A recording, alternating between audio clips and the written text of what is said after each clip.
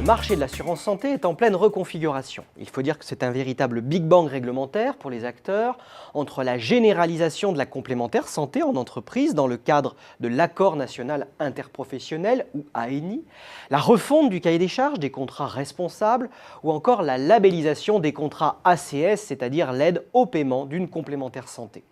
Sans oublier l'éventuelle prochaine mise en place de contrats seniors. Cette nouvelle donne provoque un double mouvement contradictoire selon les experts de Precepta. D'un côté, ces nouvelles conditions d'activité offrent des opportunités de développement, car tout bouleversement réglementaire crée des brèches et accélère la recomposition des positions des opérateurs.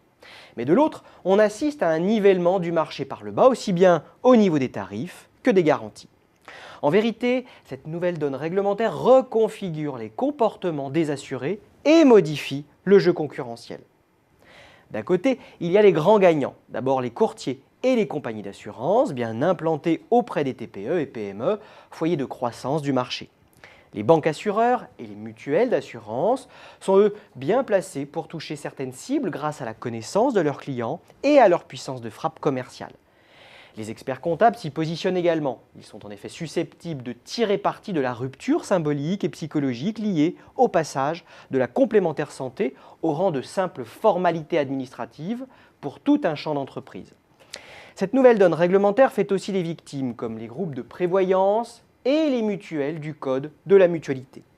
Spécialistes du marché collectif, les groupes paritaires ont en effet été touchés de plein fouet par l'ANI et la révision des contrats responsables.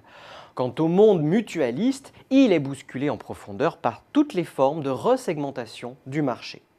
Face au double mouvement de renforcement des pressions déflationnistes et de segmentation des publics, un réexamen des stratégies de croissance est incontournable. L'étude de Precepta fait ressortir 3 grands axes de riposte. Il s'agit d'abord d'envisager de nouvelles formes de rapprochement afin de lutter contre les pressions déflationnistes, à l'image de la création de consortiums opérés dans le cadre de la réforme ACS. Autre piste, apporter des réponses globales aux clients, en vue notamment de favoriser les stratégies de multi-équipement. L'attractivité du marché doit en effet être restituée dans le cadre d'une vision élargie de la relation client au-delà de la seule complémentaire santé et d'un marketing minimaliste de l'offre. Enfin, élaborer des solutions innovantes est indispensable pour agir sur les parcours de santé et le coût des soins. Dit autrement, les opérateurs vont devoir valoriser de nouveaux atouts distinctifs autour du service, mais aussi consolider les plateformes de santé pour limiter les restes à charge des assurés. À terme, c'est une révolution dans l'approche même du métier qui se profile.